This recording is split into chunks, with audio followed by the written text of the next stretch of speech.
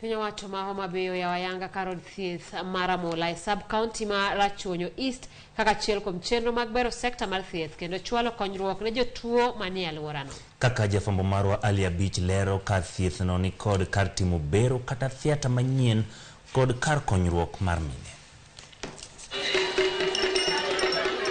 Kar od thieth mar Ramula e sub-county mar Ramogi East koro yawo ayanga ne jopiny alworano mondo giyude chenro mag thieth malong'o e tuoche ma osebedo ka chendo e alworano. Osiptal noting'o kar timo bero manyien kata thiata, kar nyuol mar mine kod kuonde mamoko ma jopiny nyalo yude chenro mag thieth e yo malong'o. To prioritize health in Homa Bay County, putting in place critical pillars of my Genoa health strategy, including a new board of management, new outpatient, CT scan.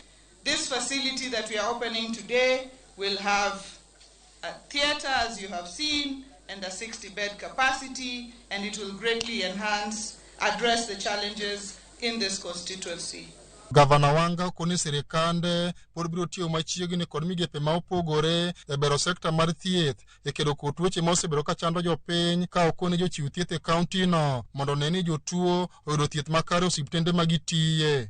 We are marking this health day today to cover the following key milestones in our health agenda. One is to conduct cancer screening and awareness, and the First Ladies have spoken to this, to commission this facility, the Ramogi East Health Facility, as a level 4 facility and with a theater, to sign an MOU with the KU Teaching, Research and Referral Hospital on various elements that will be outlined. The many areas of collaboration we discussed include training, mentorship and capacity building, starting with critical care and oncology nurses training in September, oncology and cancer treatment and referral pathway, health information management system, HMIS, and attitude and behavior change with health human resources.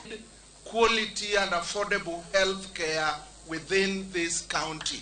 And this as a result of Her Excellency's leadership.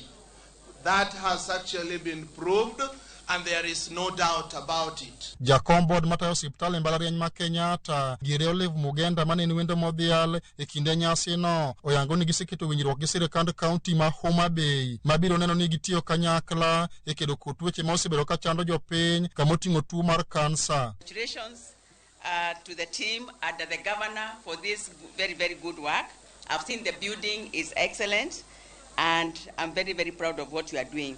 When they come for training and they finish, they come and give this facility service for maybe 2-3 years before they can think of something else. So you collaborate in training as much as possible, because our budget at the hospital is for not only for clinical services but also for training and research. Kaja od bura makabondo kasipu Olive Bara to ne okone yawo kuonde thieth e kor gwenge en gima biro miyo jopiny yudo chenro mag thieth machiegni kodgi. Jok mane kwayo ni koro keti equipment nitiere iye ka ang' nudonji ka ng'welo osedhi ubo neno ni equipment nitie gimodong'. And the key word here to our people, aneno a big group of people here as the staff of the county, manitiere sub-county marwa mar Ramogi East. The key word here is service to the people. Ali Beach, Ramogi TV, Homa Bay.